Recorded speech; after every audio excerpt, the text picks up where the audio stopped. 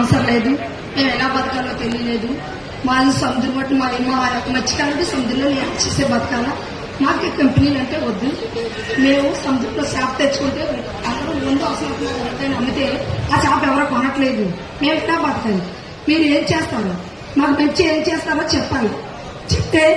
మేము మీ ఎవరిని బాధ పెట్టము, మేము ఎవరి మీద అడగము, మేము ఎప్పుడు కష్టపడుకో బతికేవాళ్ళే, మాకు ఎవరికే లక్ష్యం లేవు, ఏ రోజు కూలి పని ఆ రోజు చేసుకుంటాం,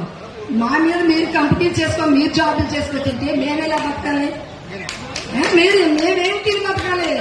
మేము ఏం చేసి బతకాలి అది మీరు చెప్పాలి.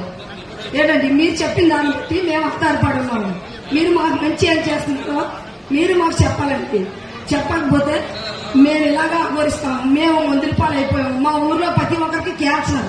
ఎవరికి జబ్బు వచ్చినా క్యాన్సర్, వాళ్ళు వైజాగ్ తీసుకెళ్ళిపోతారు, హాస్పిటల్లో పడుతున్నాం, వాళ్ళు 4 రోజులు ఉంటున్నారు, వాళ్ళు చెప్తున్నారు, ఇలా చెత్తూ బతకాలా, మేము జీవితాంతకాలం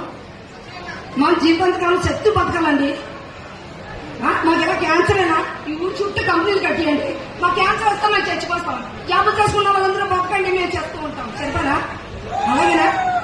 అలాగేనండి, మరి నేనెలా బతకాలి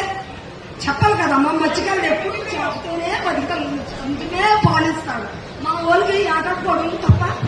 గొప్పతో పడి రాదు, పారేసుకోవడం రాదు, మొక్కుడుచుకోవడం రాదు, ఏమీ రాదు, వాడి సొంతంలో చేపే తేవాలి, ఊరందరికీ అదే పంచాలి, మేమేలా బతకాలి,